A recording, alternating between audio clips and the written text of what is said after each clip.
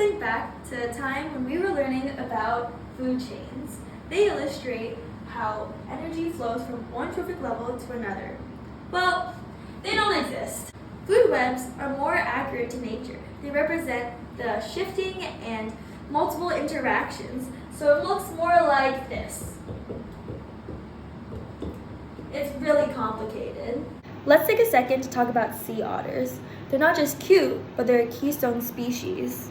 In California, we have beautiful kelp beds, and many different organisms rely on them, especially sea urchins. They love eating them. However, sea otters love eating sea urchins, which actually is perfect because without the sea urchins would eat all of the kelp, and none of the other organisms would be able to have them anymore. This is why sea otters are considered a keystone species, because without them, the entire structure would collapse. Let's talk about a really scary time when orcas came in and they started eating all the sea otters. Because all the sea otters were getting eaten, there was nothing to keep the sea urchins in check, so they ate all the kelp. But Lea, doesn't that mean that orcas are a keystone species? No, because orcas don't belong in that system. What are trophic levels? Trophic levels are a group of organisms that obtain energy in a similar way. But let's break that down. We have the primary producer, and they get eaten by the primary consumer, and they get eaten by the secondary consumer, and so on. Now these three are considered three trophic levels. Let's talk about different feeding modes.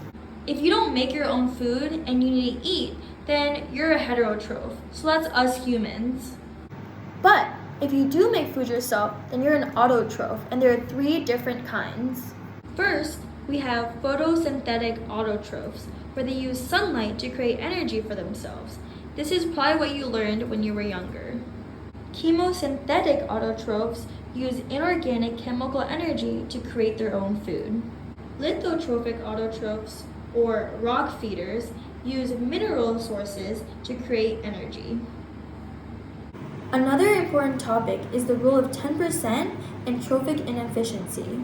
When one organism eats another organism, only 10% of that energy is transferred. For example, if a cricket eats 10 calories of plants, it only gains 1 calorie. And if a spider eats a cricket, then only 10% of the energy from the cricket becomes spider biomass. But Lea, why is it only 10% and not 100%? That's because of trophic energy inefficiency.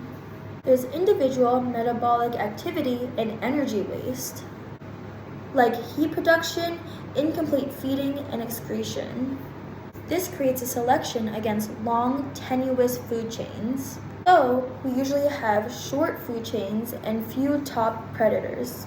When you're thinking about biomass, this is normally what the pyramid looks like. When you're thinking about diversity, this is what it looks like.